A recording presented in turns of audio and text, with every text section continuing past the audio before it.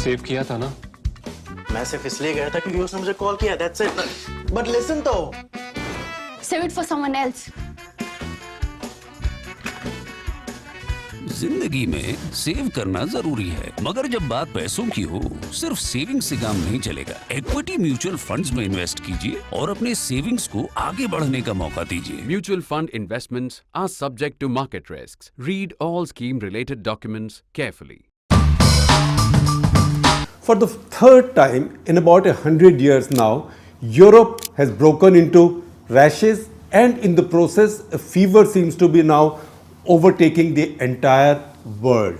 We had mentioned to you earlier that both world wars before now have taken place because Europe was not able to handle its own instability, its own internal differences. Everybody tends to blame Asia, Africa, third world, fourth world, etc., etc. But the world wars begin in Europe. Now the world is facing a similar sort of a prospect. This is also bringing about a lot of changes and a lot of questioning and debates within Europe too. And it's also made us all that much more curious about Europe, European security, the issues in Europe. The fact is that most of the generation who we called millennials, most of them were born after the fall of the Berlin Wall. So the understanding or memory of where Europe has come from, where it's headed, and what's this question, NATO expansion or non-expansion, what were the commitments made to Russia, what is it that Russia is insecure about, say in Ukraine and other places, so what the hell is going on? So we'll go into all that, but before I do all that, I will just read out a quote for you. This quote is from Thomas Klein Brockhoff, who is the respected director of German Marshall Fund at Berlin, and I have this quote courtesy of a climate change energy expert, Laurie Milliverta, who we've quoted a few times in the past on climate change discussions. He says, Thomas Klein Brockhoff says, Germany's business model of getting security from the US, energy from Russia, and markets in China frayed in the last 48 hours. So that is a very good explanation for what state Europe finds itself in right now. But also before I go there, let me also tell you, while the Germans, I presume, will sort out their own business model because Germans are Germans and a lot of the world needs something from Germany, they'll be able to sell it. And Germans are business people first, so they are quite smart. Let me also tell you, make my little appeal that we also have to have a business model for the free media in India. And just as Germany might have things which are very useful to people across the world, we also in the free media do things that are useful to our people in India and people of Indian origin or those interested in India, even if they are not Indian, living overseas. So once again, it's an appeal, please pay for your news. Please pay for good journalism. Take a paid subscription. If you haven't done so, if you have done so, please renew it because it's your money. If you are able to send somebody to say Russia or Ukraine tomorrow, that will only be if we are able to count on you for your money. So please do contribute. And also, the last time I had made this appeal about a month back, some friends of the print cautioned me that it sounded like my tone was that of a little admonition. Maybe I was just appealing too hard. So once again, with folded hands, please pay for your journalism. It is good for any democracy. It's good for all of India. Sometimes we agree, sometimes we disagree, but it's good for all of us. Now, back to this NATO question. What is Putin saying? Putin को गुस्सा क्यों आता है? Putin को गुस्सा आता है. Putin says, I am furious because they are expanding NATO eastwards. So when you look at the map of Europe, when you say expanding eastwards, it means Western Europe is pushing into Eastern Europe. And he thinks that NATO has come too close. And the fact that after 2014, when he thinks he carried out a punitive expedition on Ukraine by snatching away Crimea from it, so he thinks that that punitive expedition was not enough, that since then, instead of learning to respect the Bada Bhai or Big Boss or Big Daddy or whoever in the neighborhood, Ukraine actually has been dreaming of becoming more European, becoming part of EU and most importantly NATO. And Volodymyr Zelensky, who's the current ruler until as long as he is of Ukraine, he has been talking strongly and openly about joining NATO. That comes too close for comfort. That is what Putin is saying. So Putin is saying, this is my own area of influence. Leave it to me. Don't push me any further. And I will also explain to you how is it that he thinks he's being pushed deeper and deeper by the Western European powers, helped along by the Americans. Now, his view also is, or his argument, that commitments were made to him and to other Russian leaders that NATO will not expand eastwards or not expand to former Soviet republics. Now, there is a lot of evidence that tells us that that is perhaps not true. Now, what is the truth of that? So, we have to look at some facts. We will not take a call on what is the truth and what is a lie, but we will just mention some facts for you. And these facts come from Gavin E.L. Hall, who is a political science and strategic affairs academic at University of Strathclyde. And I am quoting from his article in the conversation, of which I will share a link with you.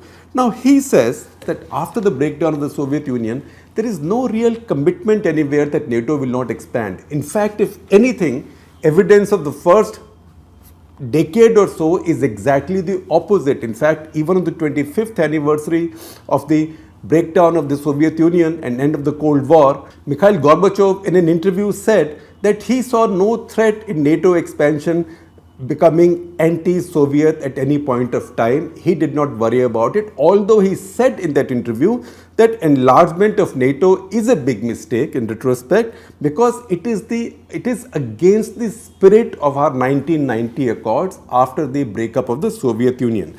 Now, when Soviet Union broke up and the Cold War ended, in fact, there was no agreement signed between what remained of the Soviet Union, that is mainly Russia, that was the core, and NATO or any other forces. And in fact, the only agreement signed at that point, or the first agreement between Russia and the Western countries, was what is called as Treaty of Final Settlement with respect to Germany. And this was in December 1991. This treaty said that no non-German NATO forces will be kept in what used to be East Germany. And similarly, no nukes will be parked in East Germany. That deal has been kept as yet. That has not been violated. In fact, in the same year, Russia also joined what was called the North Atlantic Cooperation Council. That had Russia, or whatever was left of Soviet Union, and NATO countries. So it's not as if the post-Soviet Union entity of Russia was moving away from North Atlantic states. So many of the East European countries, which used to be members of the Warsaw Pact, which was led by the Soviet Union, they were now itchy about becoming more formally involved in Europe and NATO. So they signed in 1991 February something called the Visegrad Declaration, and this was signed by Czechoslovakia, Poland and Hungary. And in that declaration, they pushed for much greater integration with Europe. Now, this was going on, and these former Warsaw Pact nations were also not scared of Russia anymore. That a few things happened in 1993. For example, there was an attempted coup in Moscow. There was Chechen War. There was also Russian help to the breakaway South Caucasian Republic of Abkhazia. Now, all this began to worry these former Warsaw Pact members. It was also around this time that a kind of partnership for peace was set up by the NATO and others, because NATO was not yet very keen to get the new states in, because NATO also was having a lot of internal debate. So they set up something called Partnership for Peace, which became a kind of a pre-NATO alliance, which was joined also by two Central Asian republics, that is Kyrgyzstan and Kazakhstan. In 1983, once again, Yeltsin wrote a letter to Clinton, where he said in his letter, any possible integration of East European countries into NATO will not automatically be anti-Russia, right? In 1997, the members of the Visegrad Declaration, three of them, Czechoslovakia, Hungary, Poland, they were admitted to NATO at the Madrid summit of NATO. Slovakia was made to wait for a year till 1998. Many of these countries had their referendums on the question. In fact, if you look at Hungary, and in all the countries, overwhelmingly the population voted to join NATO. In fact, Hungary, the percentage was 85.3% in affirmation of joining NATO. Now, it was at the same Madrid summit of NATO that the NATO-Russia Founding Act was also signed. So once again, Russia and NATO had a perfectly good relationship right now. There was no insecurity in Russia, and it did not seem, even looking at it from NATO and from whatever has come out of NATO thinking and NATO members, that they saw a threat in Russia and need to contain Russia. This was around time when 3 former Soviet republics. Now this is a fundamental change. These are not former Warsaw Pact members. These are 3 former Soviet republics. That is the Baltics, that is Lithuania, Estonia, Latvia. So they signed up what was called the Baltic Charter of Friendship with the US in 1998. Russia actually helped them along instead of being insecure by settling its border issues with Lithuania. In 2002, NATO-Russia Council was set up, which frankly has kept on meeting since then. It has not even been affected by what's happened in Ukraine. Its last meeting, in fact, was on 12th of January this year, irrespective of whatever had happened in Donbass by then. So this history is more complex than it's made out to be. Now, what is it that changed? If Russia seemed to be so comfortable with all this, and NATO was expanding, and one after the other, East European countries were joining NATO, Baltics, former republics had joined NATO, and now there might have been a prospect of Ukraine joining NATO. How did Russia get so worried about it? The only question is, there's only one difference between the past and now, and that difference is just the name of one person, that is Vladimir Putin. Because it was one Russia before Vladimir Putin, then it began to change. And in fact, if you listen to his speeches, he seems to be saying that. He says that we were pushed around when we were weak, and he says Soviet times, Soviet breakup times we were weak, Iraq war we were weak, Yugoslavia operations we were weak, the breakup of Yugoslavia, we will not be weak anymore. So the big turning point is the rise of Vladimir Putin. Now you might also be curious about NATO, and everybody knows, you can Google it, that NATO was formed in 1949 after the Second World War, when the US-led powers were looking at shaping the world in their own image. And by that time, Cold War had already begun to build. In fact, Cold War had pretty much started on the day the Second World War ended, because Berlin, Germany, etc., they got divided. Now in 1947, America came up with what is called as the Truman Doctrine. So Truman Doctrine was to contain Russia politically, militarily, diplomatically, in any which way. And 1949, NATO was formed with 12 members, but until then it did not have such a strong military character. It's only after the war in Korea that NATO acquired a more military character. Now between 1948 and 2014, in fact, America has signed 66 different security pacts with many nations. And I will tell you about some of those, particularly those that we in India might be interested in. And these include with countries like South Korea, Thailand, Japan, the Philippines, Australia, Liberia, tiny Pacific islands, which used to be formerly under American control. So America also signed agreements with them. In 1980, the Americans created a new category, a completely new category called Major Non-NATO Allies, MNNA. Who are the members? Alphabetically, Afghanistan, Argentina, Bahrain, Egypt, Israel. Even Israel is an MNNA, not a NATO member. Jordan, Kuwait, Morocco, New Zealand, and remember, Pakistan, it still remains an MNNA.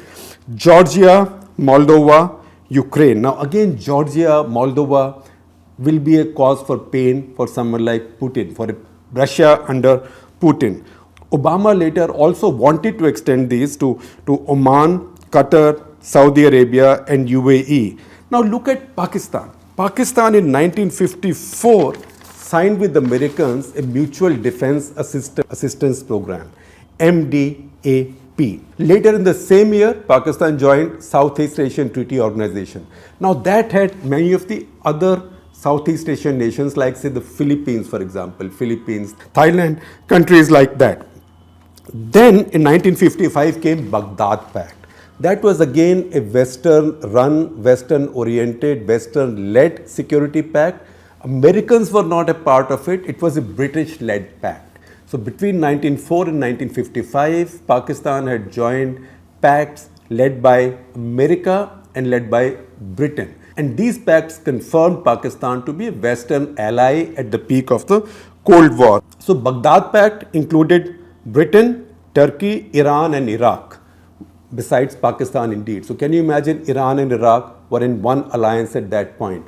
But later Iraq pulled out, and because Iraq pulled out, you couldn't call it Baghdad Pact anymore. It got the name CENTO, which is Central Treaty Organization. Now NATO itself, I told you, it had 12 countries to begin with. It had Belgium, Denmark, France, Iceland, Italy, Luxembourg, the Netherlands, Norway, Portugal, UK and the US to begin with. Greece and Turkey joined it in 1952. Just because you're members of an alliance doesn't mean that you stop fighting or you won't fight in future. So Greece and Turkey are at grave odds right now. So Greece and Turkey both joined NATO in 1952. Germany came in 1955. Spain in 1982, because we know that General Franco lived on for a long time and the fascist rule then ended. So Spain became a member in 1982, and then in 1999, Czech Republic, Hungary and Poland. These were the three Visegrad Declaration countries. They became members. Then Bulgaria, the three Baltic states, Romania, Slovakia, Slovenia joined NATO in 2004. Then Albania, Croatia in 2009. All these countries, remember, all these countries were earlier in the Soviet sphere. They were either members of Warsaw Pact or de facto Soviet allies. And also in 2017, the joinees were Montenegro and North Macedonia, which had also come up as a result of the breakdown of Marshal Tito's Yugoslav empire. And although, just as an aside, let me mention to you, Alexander the Great, although generally people think in the folklore that he was Greek, he was actually a Macedonian. So his homeland also became a member of NATO for whatever it's worth in 2017. On which note, I shall just tell you a little factoid and conclude this episode of Cut the Clutter. For a long time, the Greek ambassador in India did not have a residence. So he used to live in a suite at the Oberoi Hotel in Delhi. And that suite was called the Alexander Suite. And then all these changes took place in Europe, and Macedonia went out, and Macedonia actually protested, saying that Alexander was a Macedonian. How can the Greek ambassador's suite be called the Alexander Suite? So that tells you when regions change, when history changes, all kinds of interesting things happen. And that is precisely what's happening with Europe's security structure as well.